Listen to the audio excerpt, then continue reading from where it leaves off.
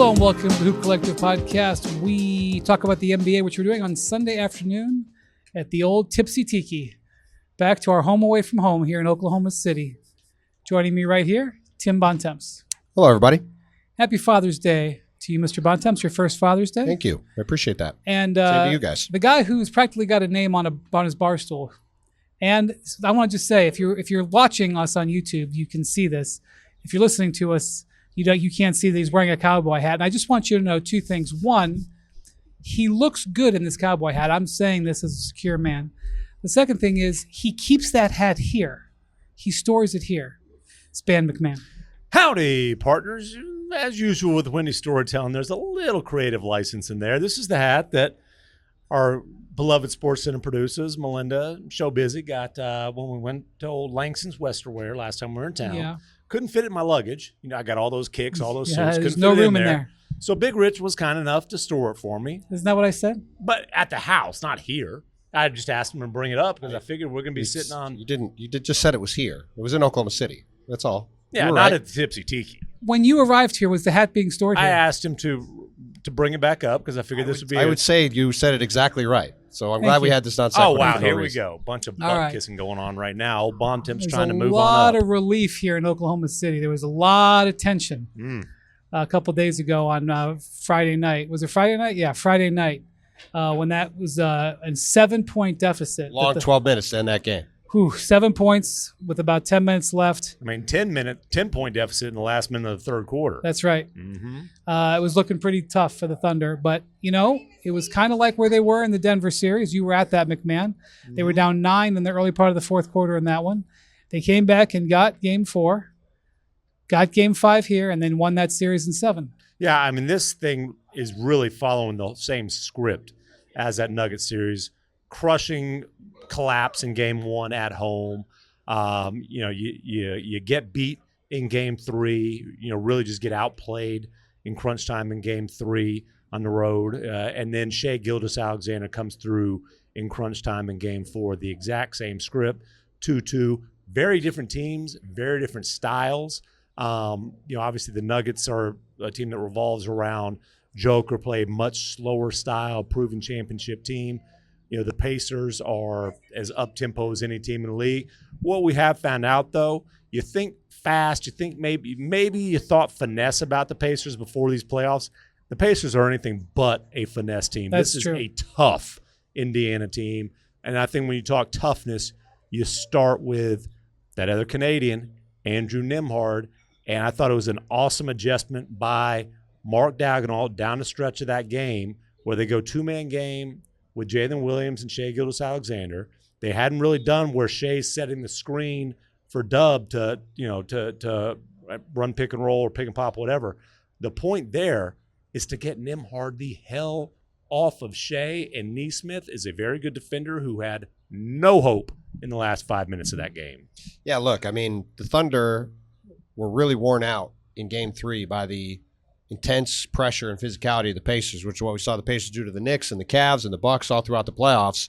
And like you said, throughout Game 4, Mark Daigneault did a great job of making sure Shai Gilgeous-Alexander be ready to go in the closing minutes. And he made sure that he was ready to go, and Shai delivered. And the biggest thing down the stretch of that game was, like you said, getting Andrew Nembhard off of Shai and getting Aaron Nesmith on him. Aaron Nesmith's a bigger defender than Nembhard, so you think, well, why would he want him on him? But every time Shai has gotten Nesmith on him in this series, he's known he can get to his spot and get his shot, and that's what he did every time he needed to late. Yep. Maybe with a little help of a little bit of that. But it was a hand check before the forearm, but go on. Well, I mean, look, he knows how to create space. He knows how to get to his spot. He did. And, this is a series that's been, a couple of these games has come down to the margins. And like in that Game 4 against Denver, when their backs are against the wall, they got some help from some other guys, and then Shai delivered down the stretch at the end. It's exactly what happened in Game 4 here. And now it's best of 3 with 2 games at home, and the Thunder are back to feeling pretty good again. And, we all saw everybody from the Thunder after that game. And for a bunch of people, especially on the front office side, who've been through a lot of playoff games in the past, you could see the relief that was there. They tried to downplay it, but their they didn't body have to. language They didn't have to say anything. You could just see in their body language how exhausted they were from going through that game, because that, if you're down 3-1 in this series, it's not over, but it's incredibly hard to come back. And Shea said 2-2, he knew you're right what was there. at stake there. And Shea basically said, hey, we knew what it was if we lost that game. And as he said, if he was going down, he was going to make sure that he was going down punching. Swinging. And the man had 15 of their last 16 points. That's the most points in the last 5 minutes of a finals win in at least 50 years. I mean, there's some Jordan stats that come up in that convo as well. We've talked about like what Shea has done to this point and what it means if he puts the finishing touches on this. What it means is this is one of the all-time great seasons, and that was his signature moment. Here comes the story. So on this exact day, maybe not in the calendar, but the day before Game 5 in a 2-2 series in 2022, Tim Bontemps and I were doing television in an empty arena at the Chase Center in San Francisco. And we ran into Mike Dunleavy, who was then, I don't know what his title was with the Warriors. Assistant GM, I believe. He was Bob Myers' number 2, And whatever the title. He was walking through the tunnel with a player that they had just worked out, a draft-eligible guard out of Gonzaga named Andrew Nemhart, who the Warriors worked out. Ultimately didn't draft. Whoops. Pacers took him at 31 a couple of weeks later. And here we are, 3 years later. Andrew Nemhart's playing a big role. These teams are having workouts right now. It might be somebody here. But it just shows you how things change and everything in the NBA. Also shows you that there's a lot of business going on during the finals. That's that true. Is beyond the games for I was everybody. talking to a Pacers official today, and he's like, I know that there's teams that do business that are in the finals. 2 years ago, the Nuggets, you remember they made a trade in the finals? Yep. He's like, I With know the that. Thunder. That's right. He goes, I know that that there's teams that do business in the finals, but I don't know how the hell they do it. Yeah, boy. I mean, this has been such a stressful, fun series. I do want to talk about at the very end of the game, because it's been a big talking point since we last did a podcast, the shot that Shea hit from the baseline. The go-ahead shot. That you wrote about in your while we were doing the last podcast, MacMahon, you were writing about it, where he got separation from Aaron Nesmith and hit the shot in the baseline to put them ahead. A vitally important shot in the game. It might end up being a vitally important shot in this series. I want to discuss the most that important shot of Shea Gilgeous-Alexander's career. Agree. I want to talk about that real quick. Even though I want to look forward, I do want to talk about that play because we didn't talk about it that night on the podcast. Shea, let's just set it up. Shea puts his arm out. Hold on. Now, before we get to that point, Shea brings the ball up after Caruso gets a block. So it's like the defense is still getting set. Bringing it up the left side of the floor. All the help's to the middle. He's got Nesmith on an island. All the help is to the middle. All the other Thunder players are on the other side of the floor, clearing it out, letting Shea go one-on-one. Shea attacks left where he's got Nesmith on an island, away from the help. As he's attacking, Nesmith's hand-checking, okay? I'm just telling you, Nesmith's hand-checking. It is what it is. I'm just enjoying the forensic breakdown, that's all. No. My point It's an important shot. I'm just enjoying it. But my point is this. The recap. Nesmith is hand checking. I believe if there can't be a review because there wasn't a call, I believe if there was, a hand check would have been called. Okay, first of all. Now.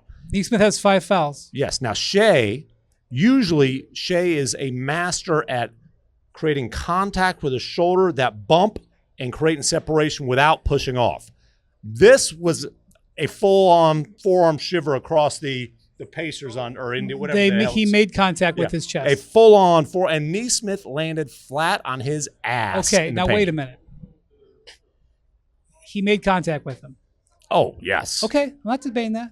Whether Nesmith needed to go down is another question. Did he flop? I don't know, but well, don't just run past that. That was a huge decision. If he went down to try to get a foul, sure. He was selling a foul. My point is this: he's a very big and strong guy. He didn't get knocked over by. Shea creates space, but he was trying to draw an offensive foul. He's 6'5", 215. Yeah. Shea's a wiry, strong guy, but he's not putting him flat on his back. He was trying to draw an offensive Shea foul. lost his balance a little bit. Right. Regains his balance, goes into that baseline step back. Nembhard tries to scramble over, but it's too little, too late. I know that there are people who also say that should have been a travel, but I disagree with that. By the way, the NBA calls that play, even though if you look at it in slow motion, it doesn't look great. He gets the gather step and the 1-2, and that's what he took. That's He had right. to kind The of regain his gather balance step, with yes. it. I'm but- just saying it was not a travel by the letter of the law. Correct. And I thought the best defense played on that particular play, help me with the name, Tyrese Halliburton's girlfriend, who's sitting right there courtside wearing the jeans with Tyrese's picture on them. She played. I mean, she was up. She was active hands, yelling and screaming. She was the help defender on that play. Yeah, Is that what you're saying? Shea and Nimhard tried it again, too little, too late. And then look, man, Shea. That's what Shea. And I've got a story that'll be out in the morning on Shea is a mid-range master, and so it's fitting that an off-dribble, step-back, mid-range shot. That's what he does better than anybody in the league. Was the biggest shot of his career. And Scott Foster was standing right there, and he elected not to make it a no call. And I don't mind that. I don't mind Scott Foster swallowing his whistle on that play. Because, again, if you're going to call the push-off, there was the hand check before the push-off, whatever. Let the players decide the game. Now, it was not in the last 2 minutes, so it wasn't on the last 2 minutes report. If there was a decent pool reporter, we probably would have gotten a pool report No, on we that. don't need a pull report on that play. Nobody likes to call for pool reports more than Tim McMahon. The So, Dallas Mavericks have more Bontemps- pool reports at games well, than any Nobody team in the likes to league. say they're the pool reporter and not do any pool reporting than Tim Okay, Bontemps. real quick, let me Yeah. just explain that. Every game, there is a one reporter designated that if there's some sort of play that needs to be questioned by the officials, that reporter will go act as the voice of all the reporters covering the game and then provide the answer to all the reporters. It is something that's chosen by the NBA, and that individual, because of his gravitas in the entire finals, is Tim Bontemps. Now, I also don't agree Because that of what? He did gravitas? No, that's not why. It's because everybody else is doing actual work and Bontemps ain't got squat to do. So Gravitas. you don't make a pool report on a judgment call like that. The reason I'm bringing it up is because Scott Foster and his officiating was called into question by a lot of people after this game. Deservedly so. It was a rough game for the crew. The first 3 games, there were 0 questions about the refs. That was not a clean game from the refs. It was a. I would just say this to our guy Tom Haberstroh, Yahoo. He keeps track of this stuff. Scott Foster blows the whistle more than any other. He calls the most fouls in the league. Sean Wright, who's also on the crew, calls the 4th most fouls in the league. It is not surprising that we had a lot of fouls. Called a lot of fouls. Yeah. However, on that call, on the play, there was no call. Now, the reason we're all in agreement was the right call to make there too. Let the players are we in decide. agreement with that? That's my agreement. I agree. Okay. And I think it is whiny and embarrassing that people are trying to say Scott Foster won this game for the Thunder. The players decided Shea Gilgeous-Alexander and the Thunder defense. Somebody the agrees with Pacers you. shot more free throws in the meat of the game. I know, before. and I don't even like talking about this No, but I this just much. mean, it's not like but it I'm was- building towards something. I understand. I'm just making the point And I've that got it isn't game got the 6. quote ready of, when you're Okay, ready. this is it what I'm isn't- building It towards. isn't game 6 of Kings Lakers back in the day from the foul shot disparity. That's Fine. all. You're fine. The reason I'm building towards this is that today, Rick Carlisle, whose team lost, came out with a statement about Scott Foster. Well, and he was asked about the officiating, and the meat of his quote, he's asked about kind of the mental, the challenge of turning around mentally and how much of a role do you think officiating played in the game, and he kind of talks about tough losses, whatever, move on, blah, blah, blah. This is where it got good. He said, as far as officiating, I think it's awful, some of the things I've seen about the officiating and Scott Foster in particular. I've known Scott Foster for 30 years. He is a great official. He has done a great job in these playoffs. We've had him a lot of times. The ridiculous scrutiny that is being thrown out there is terrible and unfair and unjust and stupid. Well, and there's a simple reason why this happened. And no offense to Rick Carlisle, who is a great coach and recently said some very nice things about Doris Burke in similar fashion, which I appreciate it. Well, hold on. Hold on. Before you go on,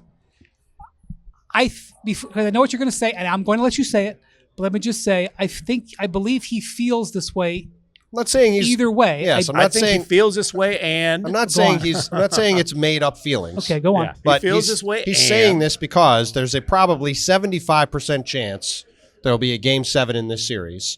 And there is a 100% chance that if there's a Game 7 in this series, the crew chief of the Game 7 refereeing crew will be Scott Foster.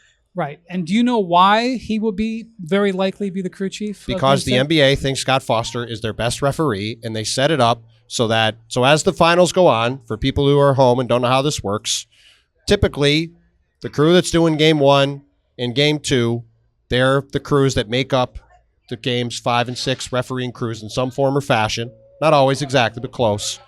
And then from games 3 and 4, that's your crew for game 7. Yes. So James Capers, who was the crew chief of game 3, Yep. will be doing game 7. a friend of the pod. Friend of the He pod. doesn't listen, but he came on. Scott- and he's not 6 feet despite his claims. He Scott is Foster. 16. No, Scott he's Foster will be doing game 7, and Yeah. some other ref, maybe Tony Brothers, maybe our guy Tyler Ford, maybe somebody else, but some very high quality ref will be doing game 7 of this series And we here in know Oklahoma that, City. and Rick Carlisle knows That's that. right. Right. Now, And by the way, if you're the Pacers, I'm just going to say this because there's been all this talk about, all these things about Scott Foster. If you're a road team in game 7, you're going to feel pretty good if Scott Foster is the crew chief of that game, because if there's one thing you want to say about Scott Foster is he's not going to be afraid to make some call That's because right. of the home fans. I've said this many times before, and I shall say it again now. Scott Foster is not afraid to make any call against any player at any time. at any time, anywhere. and to do it in demonstrative fashion. Well, that's something I'm not as big of a fan of. Now- I would also tell you this one more thing, and then you can say Okay. say one more thing, and then we're going to move on. If you asked the Pacers and Thunder, probably blind, they wouldn't say it in a microphone, if they could choose a Game 7 official, I'm telling you, I'm not saying they would admit this. I'm telling you they would choose Scott Foster. Well, as that one. depends on the last time that Shea talked to Chris Paul. No, look, I would agree. I think, Scott's a really good ref. He's a really good ref. There's a reason he's doing I that said game. I said we we're going to let MacMahon say one more Yeah, thing and move yeah, on. you're always interrupting. Sure. My Go God. for it. I also had a great Sure, Chris that's something Paul joke, interesting and to you say. stepped all over. No, I had a little quick chit chat with my old pal Rick, my co-pilot. Actually, I was in the back seat, but anyways, I wouldn't let you in the front seat either. no. I did see. Gosh, I'm blanking on his name, but his co-pilot, his flight instructor, was at Game 4. Super nice guy. Anyways, I told Rick, I said, listen, man, I think the NBA should give you a bonus in your next check. How many times do coaches get fined for ripping the refs? That kind of praise, he should get $50K in his next check. He said he didn't anticipate it happening.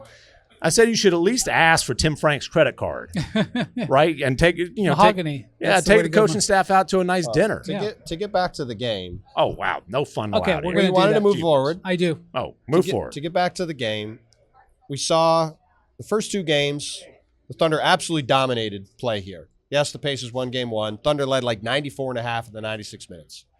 We saw the Pacers largely control the 2 games in Indy. Wasn't quite as dominant, but they were in control for most of those 2 games.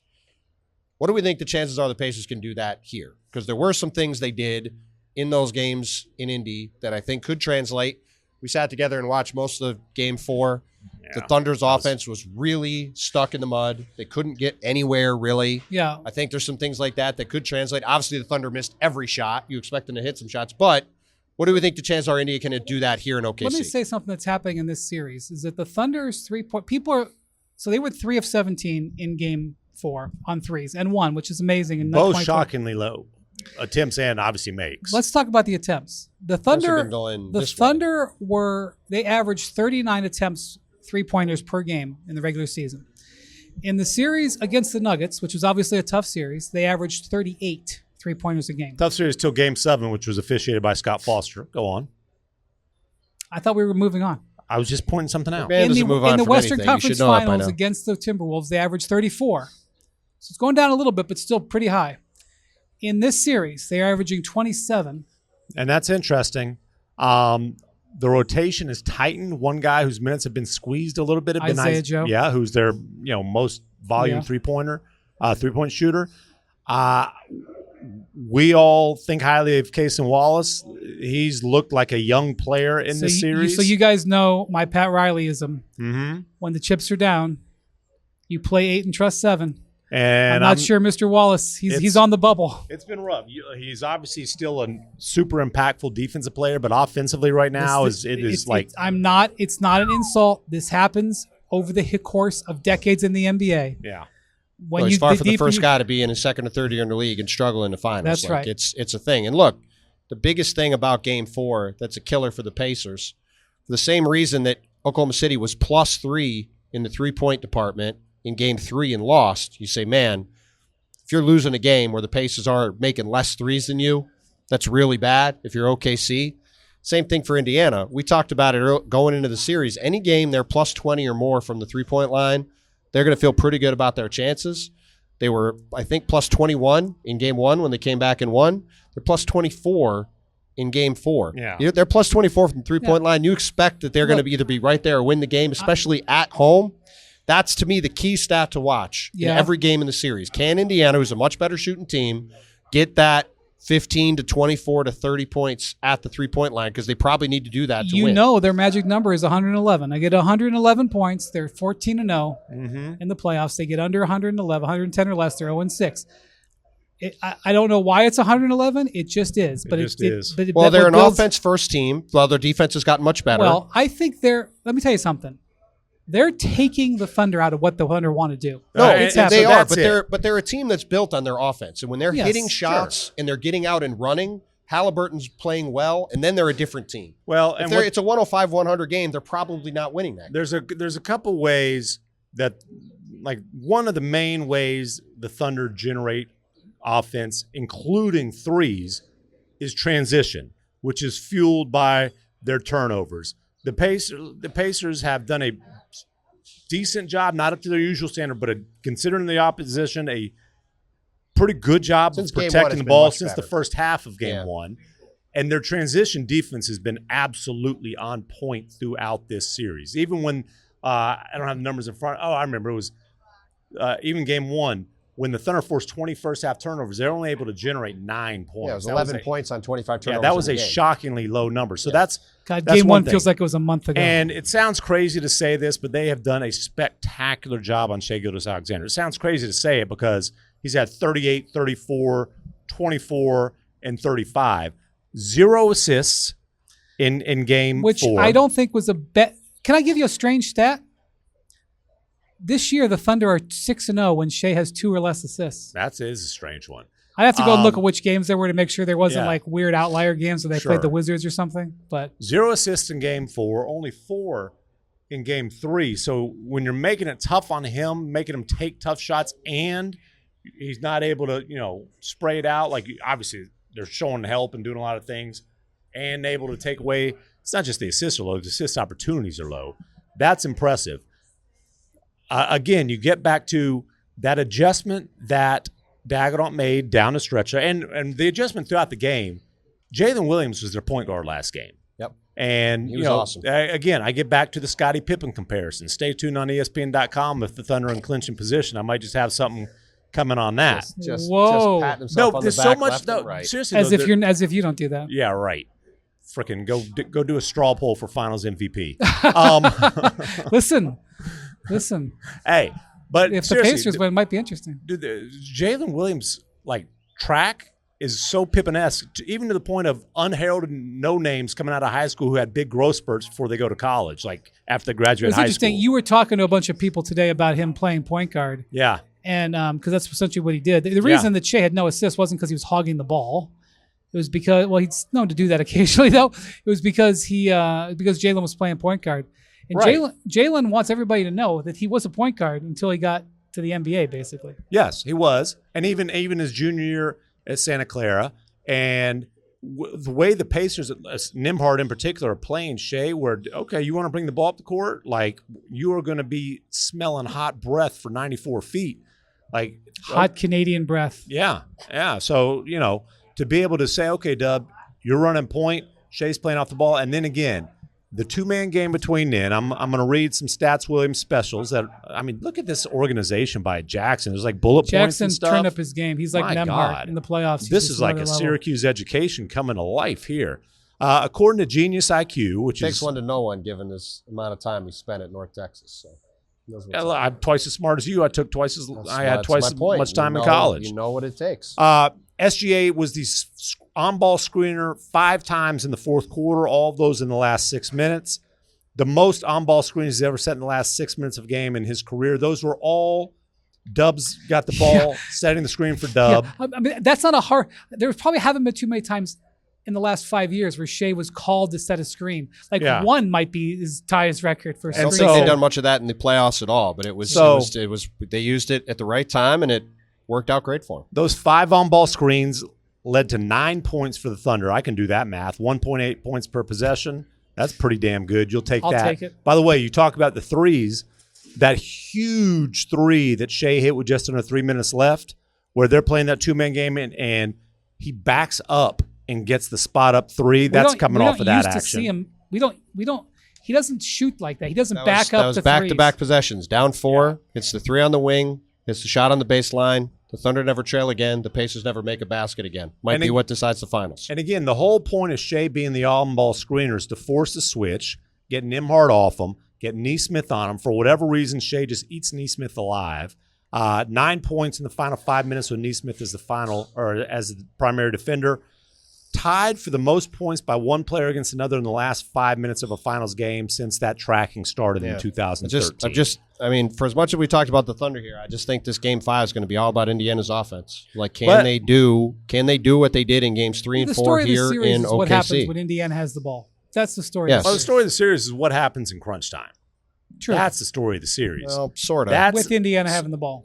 Because sometimes Halliburton doesn't get it done. Sometimes he does. Well, and that is, but my point with the whole SGA screener stuff, I wonder how much do the Thunder go to that in Game 5? And obviously, Carlisle and those guys have been talking about how can we counter that. I wonder what that kind of will look like. But to your point, when the Pacers have the ball, obviously, that means when the Thunder are on defense, as brilliant as Shea was in those, as historically brilliant as he was in those last 5 minutes, especially the last 3 minutes, it was stop after stop after stop after stop. It was Lou Dort's on-ball pressure. It was Caruso doing all the Caruso stuff.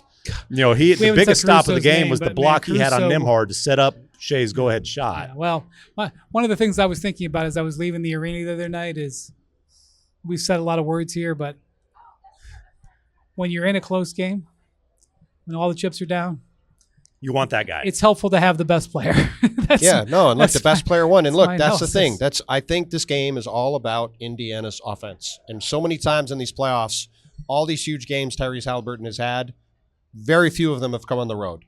Most of them have been at home. The 32-15 with no assist game or no turnover game was at home. The 22-11 in Game 3 was at home. The first 2 games of the series, yes, he hit the shot at MSG. Yes, he hit the shot in Game 1.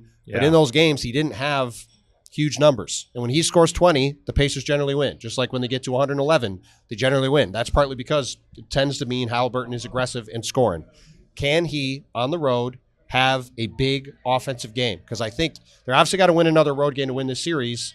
They're probably not going to win one in the fashion they won Game 1. He's got to have a huge game here, and let's see what they can do tomorrow. I think what they do on offense is probably going to dictate how the game goes. Well, and he's got to do it against the best defense in the league by a wide margin, against arguably the best perimeter defender in the league in Lou Dort. And we haven't mentioned Chet Holmgren. Chet had a tough, impactful performance in Game 4. 15 rebounds, 2 huge putbacks, and was awesome on the defensive end of the floor. The biggest shot of the game for the Pacers was the step back three where Tyrese is dancing. He got it. But it was a tough step back over Chet on a switch that he met. Did he airball it? Airballed it. Chet, not just as a rim protector, but as a guy who at 7'1" can switch on to a superstar guard. Stop with the drives, Chet. And they trust him. Stop with the drives. All right, lots to talk about after Monday's game. You can join us in the Hoop Collective. We had a trade on Sunday. A pretty damn big one. At least they agreed to it. I don't think they've announced it yet. Can it be a blockbuster if there's not an all-star involved? I don't think it's a blockbuster. It's at least a buster. It's a blockbuster trade when 4 unprotected picks and a swap are involved. It's not a blockbuster trade. It's a buster.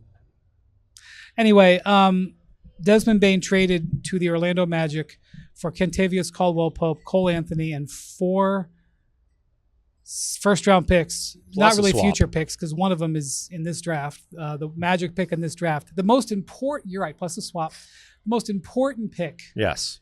And the pick where, as I've talked to people in the league today, they've been like, whoa. The crown jewel of the return to Memphis. Is it's the lesser, so the higher pick, higher or lower, I always get that confused. The pick that's farther down the line. Yeah, it's the lower pick of Washington and Phoenix's pick in 2026. But what it is, there's a decent chance that's going to be a lottery pick. It's 95% likely to be the Suns' pick because Washington's pick is top 8 protected. I mean, but you're also talking about jumping up too. I would say it's less than 95% chance. 95% chance. Okay. The Wizards pick. I don't know how he got there. I don't either. I didn't make that number up. The Wizards pick is top 8 protected. Okay. Okay, so likely you can just remove the Wizards. The Wizards from are the number Yeah, 5 but- pick this year. It's not like they have to go that far. Right, so you just remove Just the kidding. Wizards from the equation. Is my point, and then it's 95% likely that the Suns finish. Okay. I'm just telling We you. don't need to spend any time on this. The Grizzlies believe they traded for the This Suns. is some pick. 8 years of college math. All right.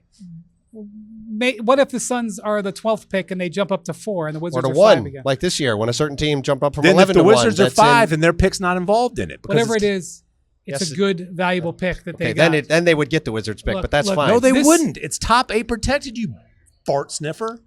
Okay. All right. Anyway, we'll talk. I want to break this into 2 spots. We're going to talk about the Orlando side of it, then we're going to talk about the Memphis side of it. I think the Memphis side of it's more interesting from Orlando's perspective. Many people in the league have scratched their head for a long time as to why the Magic, who very badly needed shooting and very badly needed offense. I was very impressed by that 12-year-old F-150 driving across the road there. I'm very I impressed. believe that might have been a motorcycle, but go on. That was a pickup truck. Oh, yeehaw. Anyway, thank you. Howdy, partner. He just tapped his hat. Desmond Bane is exactly the type of player the Magic have needed. They didn't Yes. do anything at the trade deadline. I'm not expecting them to trade for a player like Desmond Bane at the trade deadline, but they didn't do anything. They had all their picks. Plus, they had a Denver pick this year. They have the 25th pick in the draft, which belongs to Denver, which is it belongs to them from Denver. And they had this future pick that they also traded. They had 2 extra first-round picks, expiring salary, and they just didn't do anything. Right. And when they faded down the stretch and then were an easy out in the first round, I think that was not well received. And I think finally the Magic had to get off of the sideline, and they went after a player who they didn't have to give up. Now, I know everyone's going to freak out about the 4 picks and the swap. Let me just say 2 things, and I'll turn it over to Bontemps. By the way, it is official. It has been It is announced official. now. Okay. Yes. Yes. Let me say 2 things. One, they weren't just trading for Desmond Bane, who has averaged 20 points and shot 41% over the last 3 years. They were also trading away Kentavious Caldwell-Pope, who just had his lowest output season in like 10 years and had 2 years and $44 million on his contract. I wouldn't say that was a toxic contract, but you certainly wasn't a value contract. Sure. So you're offloading KCP. That took some sort of cost. And they're also getting Desmond Bane, who is a borderline all-star 2-way wing player. That is why it cost 4 first-round picks. You can debate about whether that price is right, but just stop short of saying it was 4 firsts for Desmond Bane. Yeah, I would say, I mean, look, I don't really care about, what the calculus is behind the trade, right? At the end of the day, this trade. Well, I do, because people are going to say 4 firsts for Desmond Bane better be 12 firsts for Kevin Durant. Okay, well, that's why I'm saying. I don't care what people in the ether are saying. The bottom People line need to is, listen to the podcast. bottom line is this trade is going to I'd like be to punt you viewed into through the one ether. of 2 prisms. It's either going to be viewed like the Pascal Siakam trade, Yep. or at the time the Pacers traded for Pascal Siakam, there were plenty of people who questioned whether the value made sense, whether the fit made sense. They traded 3 first-round picks for him. People were like, the fit's okay, but is this really worth it? Or it's going to be viewed like the Mikal Bridges trade, where they gave up essentially the same kind of package for another guy that had made an all-star team. That's a good 2-way wing. And Pascal Siakam was the trade that unlocked this Pacers team, got them to the conference finals last year, got them to the finals this year. There's 0 people that would say anything other than that trade for a young team with a young star in Tyrese Halliburton allowed them to level up and turn them into a true contender in the East. If the Magic next year are in the conference finals or top 2 in the East and contending for a final spot next few years with this young team, this trade will be viewed that way because this is a finishing piece trade. You get Desmond Bane because you think with him, Jalen Suggs, Franz Wagner, and Paulo Banchero, you're good enough to win in the East and get to the finals, especially now that Boston's out of the way. If they don't get there, if they're losing in the first round again, if they're losing in the second round, if they do kind of top out, this is going to be viewed like, at least for now, the Mikal Bridges trade looks like, which is the Knicks gave up almost all of their draft ammunition to get a nice player in Mikal Bridges, but one that, while they did make the conference finals this year, was not a deal that really puts them over the top, and they still look like a team. I mean, they just fired their coach. They have plenty of flaws still, right? That's the only thing we can find out. That's the thing we can only find out in time. But to me, this trade happened not just because of the lack of action from Orlando, which, by the way, this is the first time Orlando has actively acquired a player in a trade since Markelle Fultz in February of 2019. That's how inactive. And I mean, Orlando even that has one been. has an asterisk on it. They bought ridiculously low. Yeah. Right. They bought low on a former number 1 overall Yeah. pick who had a shooting problem. So, Yeah. like, they have not. Jeff Weltman's regime has typically been extraordinarily cautious with their assets. They have now gone all in because clearly they view Desmond Bane as a perfect fit, which I think in a lot of ways he can be. And this goes back to the Jason Tatum injury. The Celtics are not the dominant force in the East anymore. And no disrespect to the Pacers, who I'm going to have them as the favorite to get out of the East going into next season, deservedly so, barring crazy changes at the top.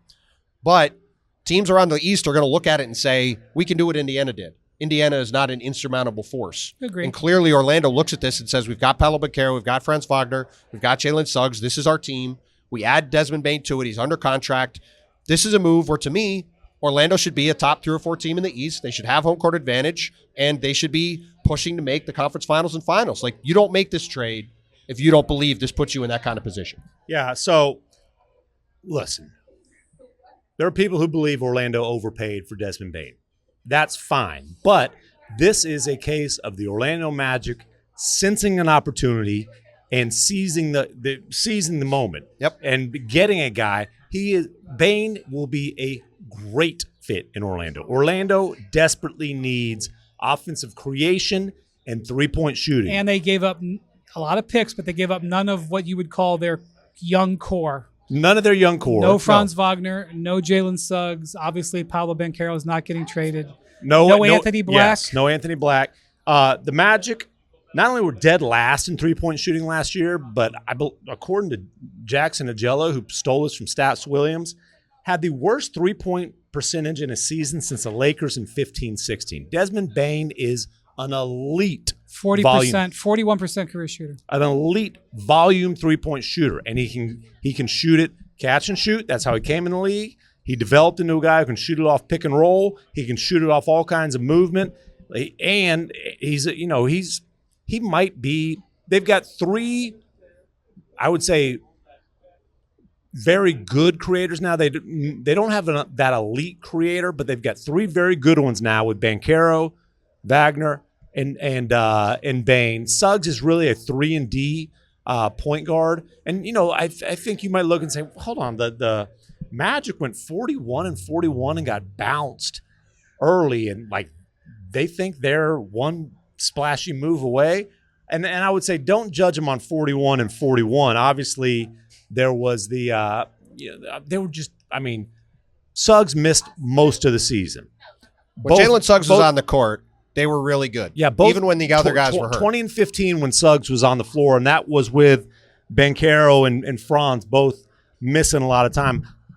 Again, time might prove this to be an overpay, but I love Orlando pouncing on the opportunity in the East and with their roster to add a guy who I think is going to be a great fit. And I think he's a great fit with their 2 best offensive players and with Suggs. Bane's he's a solid defensive player.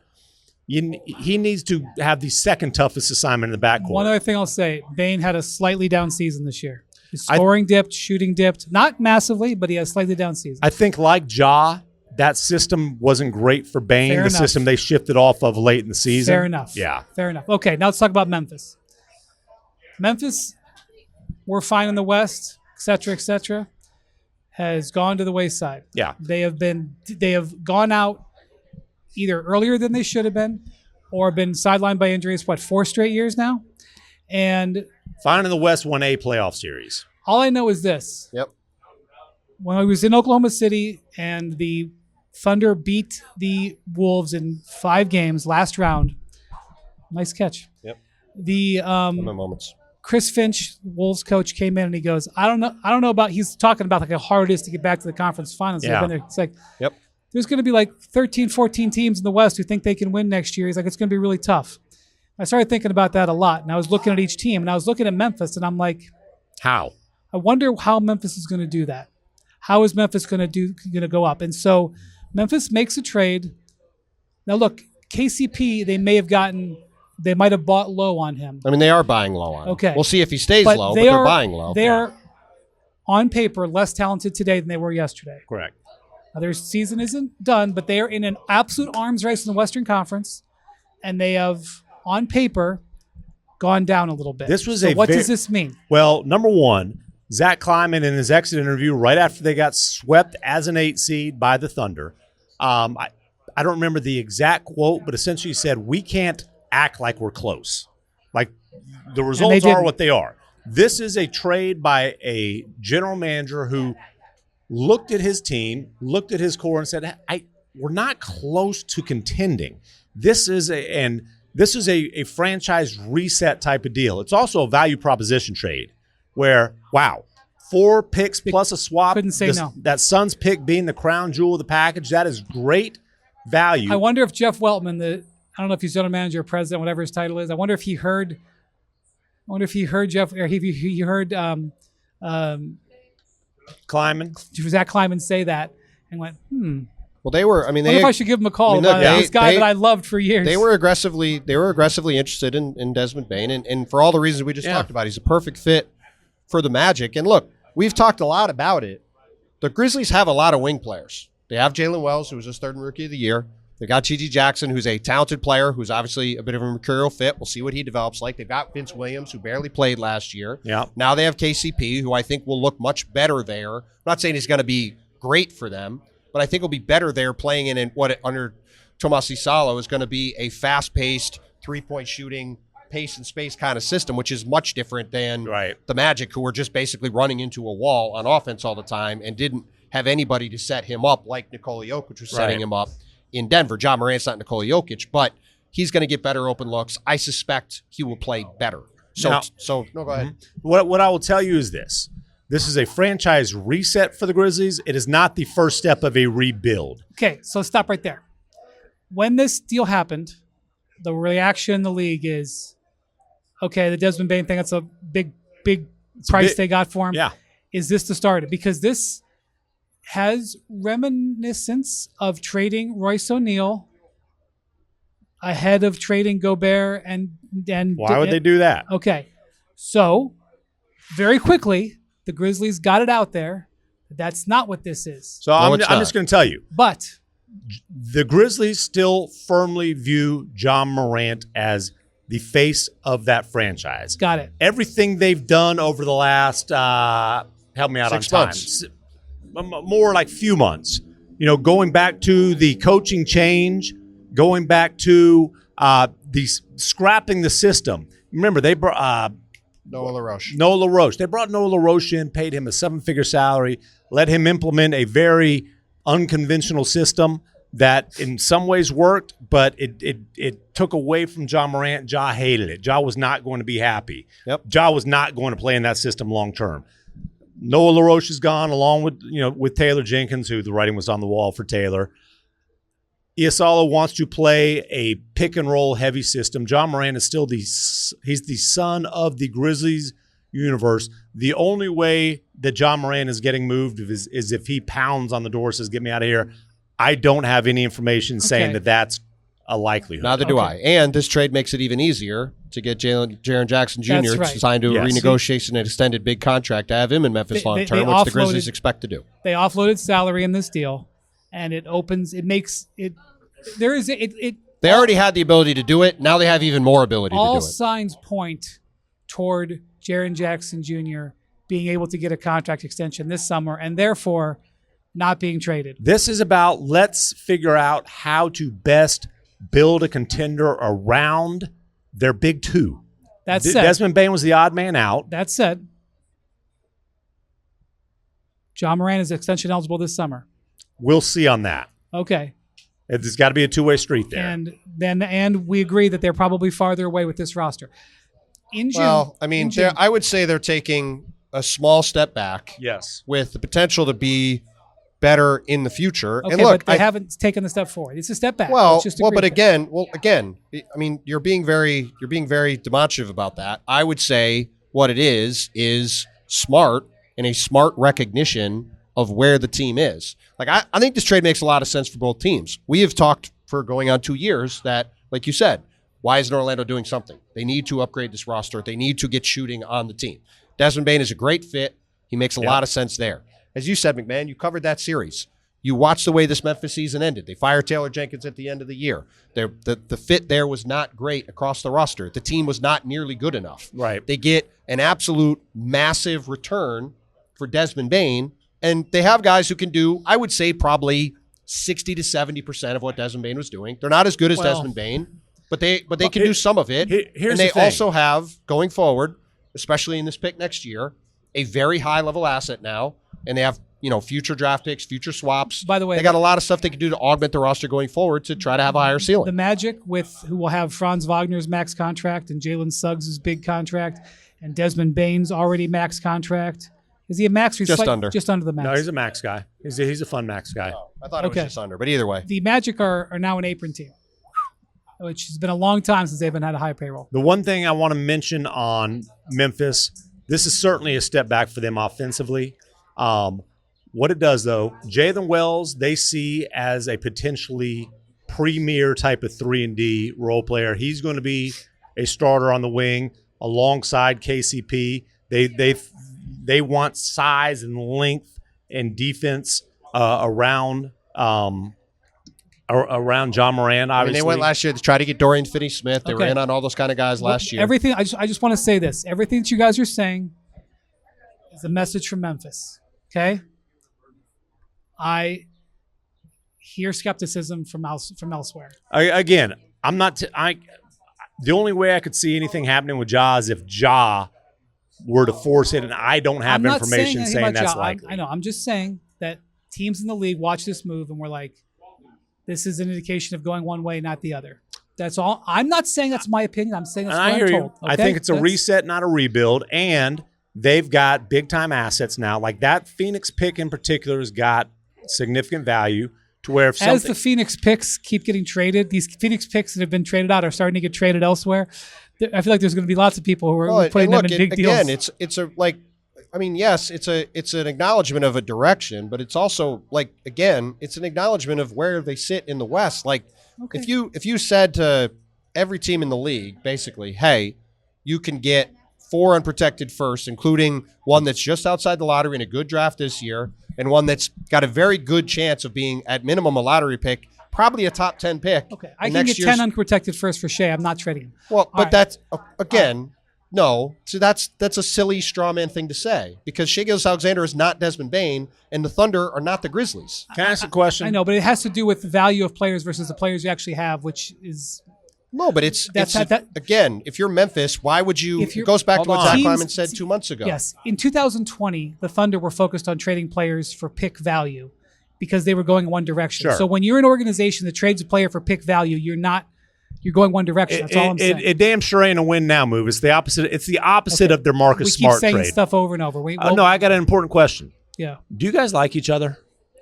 It's still up in the air. All right. One more thing before we have to go, because I'd like to watch some of the U.S. Open if you want to. Oh, well, gee whiz, the priorities. I'm surprised the pod has gone on this long. I thought it was going to be 12 minutes. Me too. Kevin Durant. Shams reported over the weekend that Durant really wants to be traded only to the Heat, Pacers, or Rockets. Pacers. Whoa, Spurs. Breaking news by Wendy. Heat, Spurs, or Rockets. When Matt Ishbia named Brian Gregory the general manager, he came out and said 34 different times, however, the alignment. We're going to have alignment. I'm not so sure they're worried about alignment with Kevin Durant and where he's going to get traded. Well, and that's the thing. They were letting people know we will work with KD, but I think it's becoming clear that doesn't necessarily mean KD's in charge of the trade destination stuff. And there's a few things that go into this. Number one, are any of those teams going all in with their KD offers? I would say no, or a trade probably would have been done or would be on the goal line right now. I know like I'm best sourced in Houston. I think they would really like to have Kevin Durant at what they consider to be a reasonable cost, which I don't think the Suns would consider he's on sale. To be an appealing return. And then you get to, if you're a Minnesota, you've mentioned the Clippers, the Raptors. If you're one of these teams who aren't on KD's preferred list of destinations, how much are you willing to pay to get a guy who the threat is he's a rental. Now, Toronto's had a hell of a lot of success with the rental before. Yeah, but not with this. But this team. is a different like that. Yeah. The Toronto does not have that infrastructure in place as they did when they got Kawhi. You could argue Minnesota, hey, conference finals team the last 2 years. Well, the thought process, if you're trading Durant without a firm understanding that he wants to be there, is that we're going to offer him a 2-year, $100 million extension, and he can't get 2 years, $100 million from everybody out there. Yeah. And that's what you're going to say. You're going to say, we're going to be better with you, we're going to be great with you, and we're going to pay you a lot of money. I don't know where Durant is on that. I mean, and he's eligible for what? It's like 2 years, 122 is the max, I believe. Whatever it is. And you can buy a lot of winter coats with that. I'm going to be surprised if the Suns get an offer like the one the Magic gave for Desmond Bane for Kevin Durant. And so my question the entire time with this trade has been, what are the Suns going to do when they get to the finishing line and it's a middling return? Which I think this trade, whatever it ends up being, I think definitionally it's going to be a middling return. And are they going to do that, or are they going to say this is not enough? Because Kevin Durant is 37. We saw last year the Suns were a mediocre to bad team, and he and Devin Booker were pretty healthy all season. They have a lot of issues with the roster, but also those guys did not lift them up in the way they were supposed to. And so when you couple that with having to give him a 2-year extension for somewhere north of $115 or $20 million, that's a lot of things to take on in a trade for a guy who, at this point in his career, you're also not sure he's going to be able to play more than 55 I think you're exactly games. right. I think the tough is the alignment. It's not just the alignment between Durant and the Suns. It's does a team who's trading for him, depending on what he says, like depending on how firm he might slam the table and say, I don't want to be there, how does a team feel about giving what they feel is a good offer for a player who's saying, I don't want to be there? Well, and you're trading for Kevin Durant so he can be the finishing piece to a contender. So you can only give up so much if he's going to be you can only give up so many pieces if he's the finishing piece. There's a lot of, to your point, there's a lot of people who need to try to feel good about this, and it's going to be hard to get everybody to feel good about this. The Suns paid a premium for him. They're not getting close to that in return. There's one, the experts have been thrown out in Phoenix. So the one person that matters, I'm going by Matt Ishbia's words. I listen to the experts. The experts didn't lead me in the right direction. It's more of me. Okay, what is Matt Ishbia going to do when the trade that's put in front of him is less than what Memphis got for Desmond Bane? Is he going to say, this is the best we can do, we've got to move forward? Or is he going to say, that's not good enough? Because, look, if Phoenix gets the offer they got for Desmond Bane, good for them. God bless them. I don't see that happening. By the way, Phoenix, it would be smart for them to trade him for just pure draft picks.